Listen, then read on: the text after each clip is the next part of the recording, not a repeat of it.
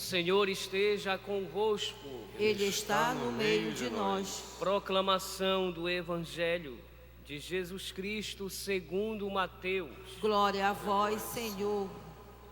Naquele tempo, disse Jesus aos seus discípulos esta parábola: O reino dos céus é como a história do patrão que saiu de madrugada para contratar trabalhadores para sua vinha. Combinou com os trabalhadores uma moeda de prata por dia e os mandou para a vinha. Às 9 horas da manhã, o patrão saiu de novo. Viu outros que estavam na praça, desocupados, e lhes disse: Ide também vós para a minha vinha, e eu vos pagarei o que for justo. E eles foram. O patrão saiu de novo ao meio-dia e às 3 horas da tarde e fez a mesma coisa. Saindo outra vez pelas 5 horas da tarde, encontrou outros que estavam na praça e lhes disse: Por que estáis aí o dia inteiro desocupados? Eles responderam: Porque ninguém nos contratou. O patrão lhes disse: Ide vós também para a minha vinha. Quando chegou a tarde, o patrão disse ao administrador: Chama os trabalhadores e paga-lhes uma diária a todos, começando pelos últimos até os primeiros. Vieram os que tinham sido contratados às 5 da tarde, e cada um recebeu uma moeda de prata. Em seguida vieram os que foram contratados primeiro, e pensavam que iam receber mais. Porém, cada um também recebeu uma moeda de prata. Ao receberem o pagamento, começaram a resmungar contra o patrão. Estes últimos trabalharam 1 hora só, e tu os igualaste a nós, que suportamos o cansaço e o calor do dia inteiro. Então o patrão disse a eles: Amigo, eu não fui injusto contigo.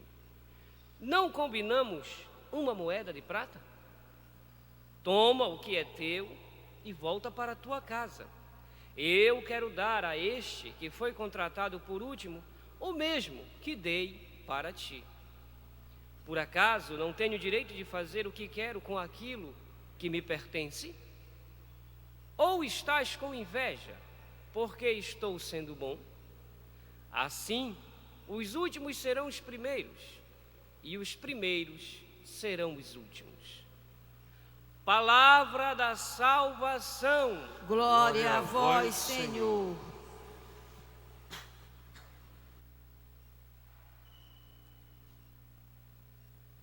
Meus caríssimos irmãos, a liturgia de hoje, em comunhão com os dias anteriores, continua nos convidando a passear pelos textos do Evangelho de São Mateus.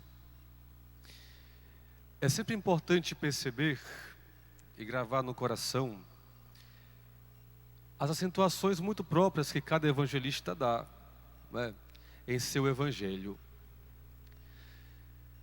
para que dessa forma possamos captar a fundo a mensagem que ele está entregando a cada um de nós. Como eu sempre vos digo, os 4 evangelhos têm por missão apresentar o que disse e o que fez Jesus. Essa é a grande chave de leitura.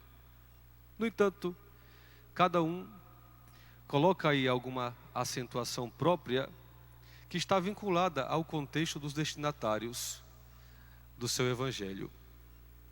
São Mateus, ele trata de forma muito insistente da ideia de que em Cristo Jesus se cumpre tudo aquilo que a lei de alguma forma apontava e tudo aquilo que os profetas antigos diziam.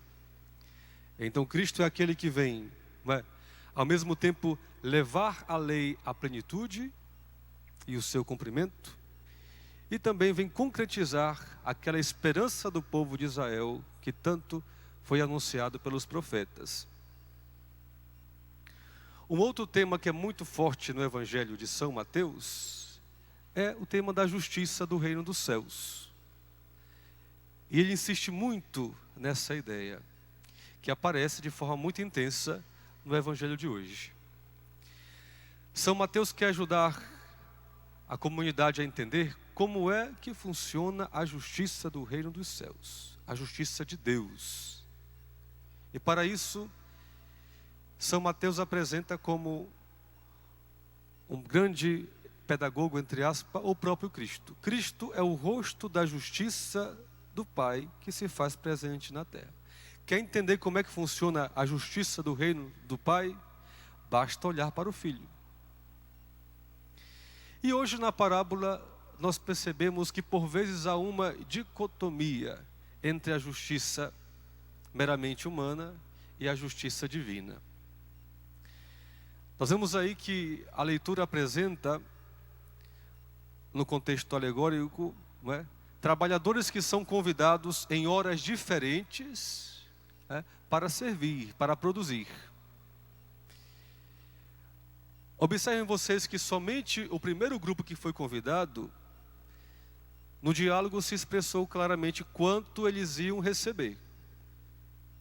Os demais que vieram depois, prometeu-lhes dar o que é justo. O pagamento seria algo justo. Pois bem, no contexto judaico, o natural, como também para nós deveríamos ser também, natural que todo mundo tenha um ambiente para trabalhar, para produzir, para tirar o sustento de sua vida. Portanto, chegar na praça e encontrar pessoas de braços cruzados, isso foge um pouco do projeto do reino de Deus.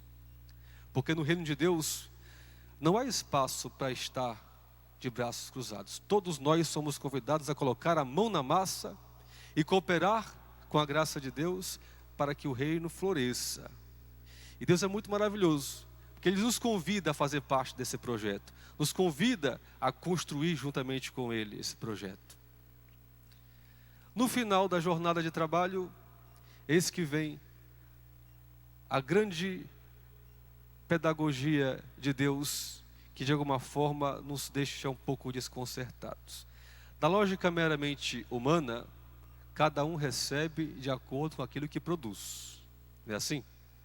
Se eu trabalhei 1 hora, então 1 hora eu ganho.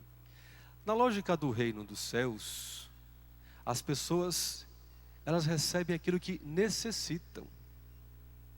Aquilo que necessitam. Ou seja, ele dá um giro aí muito intenso, fazendo perceber que de alguma forma existem necessidades que precisam ser acolhidas e observadas. E o que é que esse patrão doa no fundo? Doa-se a si mesmo, porque esse patrão simboliza o próprio Deus. É o próprio Deus que se doa a cada um de nós. É o próprio Deus que se entrega a cada um de nós. Se Deus é o amor por excelência, o amor, no sentido mais puro e mais profundo da expressão, ele não se dá de forma fragmentada. Ele se entrega todo e por inteiro. Basta contemplar, por exemplo, a doação que o Cristo fez de si mesmo a cada um de nós. Derramou até a sua última gota de sangue para nos redimir. Deus Filho não se doou somente parcialmente, doou-se todo e por inteiro, com afã de salvar a cada um de nós. Isso é maravilhoso. É Deus que nos convida a trabalhar, pelo reino de Deus, e como a grande recompensa, Ele se doa a si mesmo, a cada um que abre o coração para fazer parte desse grande projeto. Hoje, 21 de agosto, celebramos memória de São Pio, esse que foi um grande propagador da fé. São Pio foi aquele que defendeu de forma intensa a ideia de que a participação dos santos mistérios de Cristo, da Santa Eucaristia, leva o ser humano a um crescimento espiritual potentíssimo. Sublinhava a beleza e a força da Eucaristia. E ele foi um grande defensor da ideia de que as crianças também já devem ter acesso a esse grande tesouro que é o Cristo Eucarístico. E quando se fala de Eucaristia, de propagação dessa força espiritual que se manifesta no seio da igreja, né? Essa força cristológica que nos alimenta nessa caminhada, nós temos os clérigos regulares de São Paulo, ditos barnabitas. E hoje, dia 21 de agosto, celebramos 116 anos de missão no Brasil. Uma curiosidade: o grupo primeiro que veio para o Brasil em 1903 era composto de 10 religiosos, 8 sacerdotes e 2 irmãos. Eles saíram em dias diferentes da Europa. No entanto, chegaram no mesmo dia no Brasil. 5 atracaram no porto de Belém e 5 no porto de Recife, com a missão de difundir e propagar o amor de Deus através da renovação do fervor cristão nessa terra de Santa Cruz, terra que os acolhia. Depois de algum tempo, o grupo de Recife veio ao Pará, se juntou com o grupo que aqui estava e deram continuidade à missão aqui no norte. Como fruto mais próximo desta entrega desses desbravadores, nós temos, por exemplo, esse belo edifício, esse belo templo, essa bela casa de Deus. Temos a Diocese de Bragança. E cada pedacinho, cada construção, cada catequese entregada, cada um de nós, que muitos aqui são fruto dessa evangelização, as irmãs de Santa Teresinha, somos expressão desse amor, desse suor, dessas lágrimas que tentam responder ao chamado de Deus, a trabalhar nesta vinha, a trabalhar pelo reino de Deus que floresce, que continua florescendo no coração de cada um de nós. Em comunhão com a igreja local, com a arquidiocese, em comunhão com a diocese de Bragança, os padres barnabitas foram escrevendo a sua história, os seus altos e baixos, mas também com muita dedicação, com muita fé, na esperança que o reino de Deus, ele possa se fazer presente nas famílias e no coração da igreja.